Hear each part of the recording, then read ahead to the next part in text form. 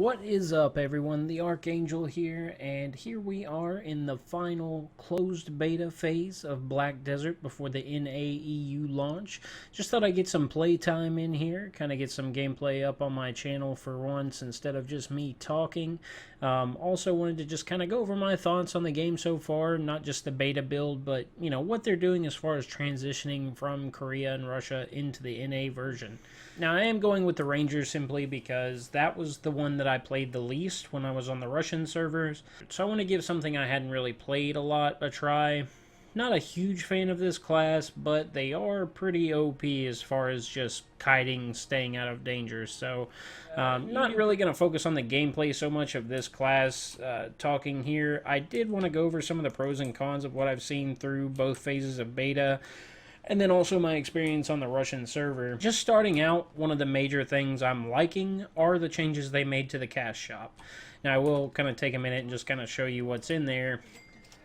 They've basically taken out all of the what people are calling pay-to-win items. It's pretty much down to just cosmetic stuff, except for there are like inventory expansion slots, weight limit expansion slots, and character slot expansions, which I'm not necessarily happy about. I think that's kind of a con. Since they made the game a buy-to-play, I feel like you should just have all the character slots open to you immediately. I don't like the fact that they're trying to make more money off of you after you've paid minimum $50 to get the game. Now, I'm not bashing the game. I love the game. I'm going to be playing it anyways, and I'll probably end up buying those. So, all in all, though, I am happy with what they've done with the cash shop. You're not getting any stats on anything that you can buy here other than So yeah, I'm not going to spend a lot of time on this. It's all mostly cosmetic stuff. Nothing to really worry about as far as pay to win, which is a big difference over the Korean and Russian servers, unfortunately. Now, I think one big difference, and I think it's something this game kind of gets criticized for, is there not being in-game. People are kind of hating on it. They're like, well, there's nothing to do at in-game. You max out, and that's it. Well, that's not true. I would say those people are comparing this to games like, EverQuest or WoW. Kind of your run-of-the-mill MMO, tab targeting.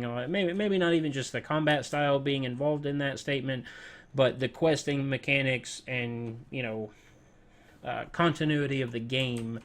They're comparing it to the wrong stuff. It needs to be more in line with, EVE Online, I think, is what it's closer to than any of that, simply because it's a sandbox. It's meant to be whatever the player makes it. It's not meant to be you hit an in-game, you gear up, and you beat these bosses, and that's your benchmark for whether you've completed the, the hardest content or beat the game, for the current patch.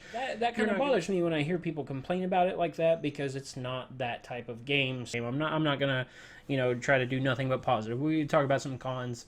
I know for one, something I've been seeing on the forums that people are complaining about is the fact that not all the classes are going to be in at launch. The Blader, Plum, Ninja, Kunoichi, and I think that's it.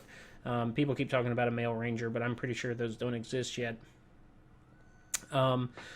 Regardless, that is a complaint people have. I'm disappointed with it because the Blader or Blade Master, that's going to be my main combat character when that comes out. So I really wish that was going to be in at launch, that I could play that from beginning to end and not have to create another character, at least not anytime early on. Another con that people I've seen complaints about, and I saw the same thing in EVE, it's not all that surprising in a sandbox game like this, is they're like, well, there's no direction. Where do I go? What do I do? And that's not entirely true, because the spirit, not to spoil anything, you have a little spirit with you that kind of nudges you along. He provides maybe not a direct path you need to follow, but he keeps you moving. It's not like you're going to just stagnate in one area. As long as you do the quest for him, he's going to continue to send you to different areas. And then in those areas, there are different nodes, towns, farms, mines, anything you may run into where there are going to be quests available as well. It may not be entirely true that there is no direction, but there's not a lot of it. They're not putting you in here and saying, this is the story, follow it to the end. It's a sandbox. So Alright, guys, enough with the talking head. I am going to leave you with some gameplay of the Ranger here in closed beta phase 2.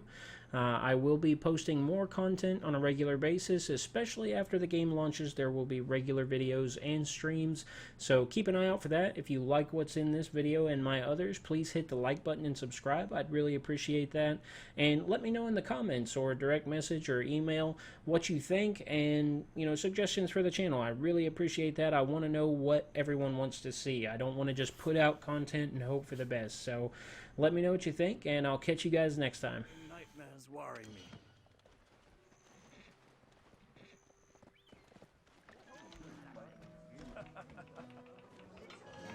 Welcome to Lunar Halo Inn.